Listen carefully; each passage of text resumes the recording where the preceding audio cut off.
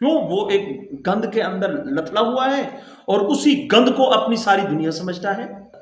ایک مرتبہ کسی نے کہا حضرت آپ اتنا لمبا سجدہ کرتے ہیں، ہمیں تو بعض اوقات محسوس ہوتا ہے کہ آپ کی روح نکل گئی، آپ اللہ کو پیارے ہو گئے، اور حلاوت ایمانی ہمارا مقدر لکھ دی جاتی ہے جب ہم بدنگاہی کے گناہ سے اپنے آپ کو بچاتے ہیں۔ آج کے نسبت عطا ہوئی جسے مرشد کے فیض سے، ہر لمحہ حیات ہے سلطان جاں کے ساتھ۔ اختر میرے مرشد کا ذرا فیض تو دیکھو، کس طرح درد دل کیا میرے بیاں کے ساتھ۔ حلاوت ایمانی پر ہمارے مشائخ کے بڑے عجیب عجیب واقعات ہیں۔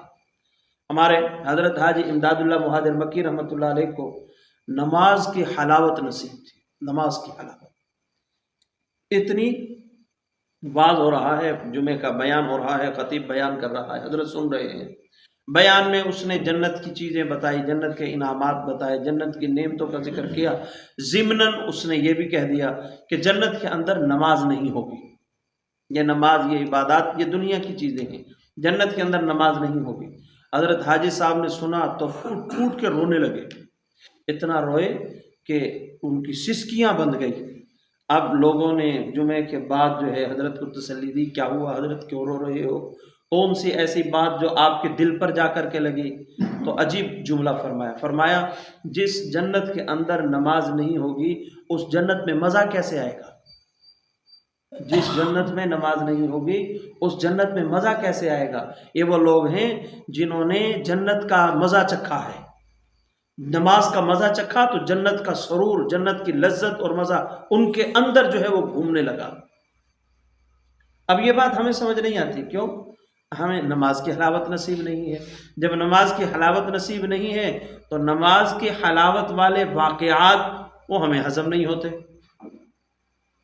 جس بندے کو یہ چیز نصیب ہو جاتی ہے، یہ عاشق مزاج لوگ جو ہوتے ہیں، اب ان سے ذرا پوچھیں اور ان کو بتائیں کہ ہمیں، اللہ کرے میری بات صحیح ہو، ہمیں کسی سے محبت نہیں ہے، دنیاوی محبت کسی خاتون سے، کسی امر لڑکے سے نہیں ہے، وہ دل میں آپ پر ہنسیں گے، پتہ نہیں یہ کس طرح کی زندگی گزار رہا ہے، یہ بھی کوئی زندگی ہے جس میں اس کو کسی سے محبت بھی نہیں ہے، وہ ہنسے گا آپ پر، اس کو آپ بڑے عجیب لگیں گے، کوئی اور مخلوق محسوس ہوں گے اس کو، کیوں؟ وہ ایک گند کے اندر لتلا ہوا ہے اور اسی گند کو اپنی ساری دنیا سمجھتا ہے، اسی گند کے اندر وہ راحت اور سکون محسوس کرتا ہے، جب دوسرے اسے صاف صاف نظر آتے ہیں تو عجیب لگتا ہے۔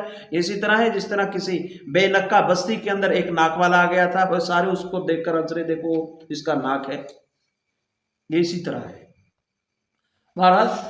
اور اسی طرح سجدے کی حلاوت بعض لوگوں کو یہ نصیب ہوتی ہے۔ مولانا یحییٰ رحمۃ اللہ علیہ، اچھا حاجی امداد اللہ مہاجر مکی رحمۃ اللہ علیہ، یہ واقعہ جب ساتھیوں سے کہا کہ اس جنت میں کیا مزہ آئے گا جس جنت میں نماز ہی نہیں ہوگی، تو ایک عجیب جملہ فرمایا کاش کہ میرا اللہ قیامت کے دن مجھے صرف اپنے عرش کے سائے کے نیچے ایک مصلے کی جگہ دے دے، نہ مجھے جنت کی ضرورت ہے، نہ جنت کے باغات کی ضرورت ہے، نہ حور و غلمان کی، مجھے کچھ نہیں چاہیے، بس اللہ کے عرش کے سائے کے نیچے مجھے ایک مصلے کے ٹکڑے کی جگہ مل جائے بس۔ یہ ہے حلاوت ہے نماز کی حلاوت، حلاوت ایمانی اور حلاوت صلاۃ۔ مولانا یحییٰ رحمۃ اللہ علیہ، شیخ الحدیث مولانا زکریا رحمۃ اللہ علیہ کے والد تھے، بہت بڑے اللہ والے تھے، یہ بڑا لمبا سجدہ کیا کرتے تھے، طویل لمبا سجدہ۔ ایک مرتبہ کسی نے کہا حضرت آپ اتنا لمبا سجدہ کرتے ہیں، ہمیں تو بعض اوقات محسوس ہوتا ہے کہ آپ کی روح نکل گئی، آپ اللہ کو پیارے ہو گئے، تو اتنا طویل اور لمبا سجدہ کیوں کرتے ہیں؟ تو مولانا یحییٰ رحمۃ اللہ علیہ نے فرمایا کہ جب میں سجدہ کرتا ہوں تو مجھے یوں لگتا ہے کہ اللہ تعالیٰ نے میرے رخساروں کا بوسہ لے لیا، اللہ تعالیٰ نے میرے رخساروں کا بوسہ لے لیا۔ اب خود اندازہ لگائیے اس بندے کو نماز کے اندر کتنا مزہ آتا ہوگا، اس کی کیسی نماز ہوتی ہوگی۔ جو ہم عبادت کر رہے ہوں اور ہمیں معلوم ہو کہ ہمارا محبوب ہمارے رخساروں کا بوسہ لے رہا ہے تو کیسا سکون نصیب ہوگا۔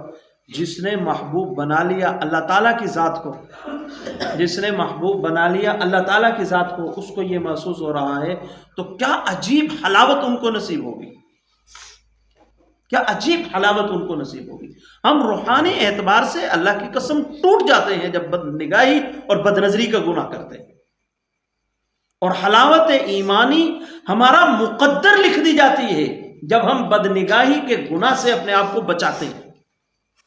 آج کے ماحول اور معاشرے میں ہم یہ گناہ چھوڑ دیں، یقین کرو انقلاب آ جائے گا، ہر لحاظ سے انقلاب آ جائے گا. شہروں بازاروں میں جائیں، نظریں جھکا لیں، اپنی نظروں کو صحیح استعمال کریں. کوشش، ہمت سے سب کچھ ہو جاتا ہے، کچھ ناممکن. لا یکلف اللہ نفسا الا وسعها. اللہ تعالیٰ نے ہمارے ذمہ اس طرح کا کوئی کام نہیں لگایا جو ہماری وسعت سے باہر ہو. نعوذ باللہ اگر یہ مان لیا جائے یہ تو ناممکن ہے، ایسے تو ہو نہیں سکتا، آج کے دور میں کون اس طرح کرے، اگر یہ انسان کوئی عقیدہ رکھتا ہے تو وہ در حقیقت اس نص کی مخالفت کر رہا ہے، نص قطعی کی. قرآن کہہ رہا ہے ہم نے تمہاری وسعت سے زیادہ تم پر بوجھ نہیں ڈالا، اور ہم کہہ رہے ہیں کہ نہیں یہ تو ممکن ہی نہیں ہے، تو یہ ہم نص کا انکار کر رہے ہیں. حلاوت ایمانی نصیب ہوگی اس بندے کو. اور جب بڑا زبردست، میں تو اکثر نوجوانوں کو وظیفہ بتایا کرتا ہوں، آپ کی کوئی خواہش ہے پوری نہیں ہو رہی، آپ کے دل کی کوئی چاہت ہے، کوئی دعا ہے جو اللہ تعالیٰ سے مانگ مانگ کے آپ تھک گئے، پوری نہیں ہو رہی. میرے شیخ نے بڑا زبردست وظیفہ بتایا، فرمایا کہ تم بازار میں گزر رہے ہو، تمہیں دور سے نیلے پیلے دوپٹے نظر آئے، دل کیا اب دیکھ لوں. فرمایا کہ اس وقت نظر جھکا لو، بد نظری نہ کرو. اس موقع پر تم جو دعا مانگو گے اللہ اس دعا کو ضرور قبول کریں گے. اور اس میں یہ کوئی قید نہیں ہے کہ جوان ہو نظر جھکا کے مانگے تو پوری ہوگی، بوڑھا ہو تو نہیں، نہ، یہ سب کے لیے ہے. اور یہ گناہ بھی ایسا ہے جس کے اندر ہمارے معاشرے کا ہر فرد مبتلا ہے، ہر فرد کو اس سے بچنے کی ضرورت ہے. تو جو دعائیں قبول نہیں ہو رہی تو اس وظیفے کا استعمال کرو، بہت فائدہ ہوگا. ناممکن کو اللہ تعالیٰ ممکن بنا دیں گے.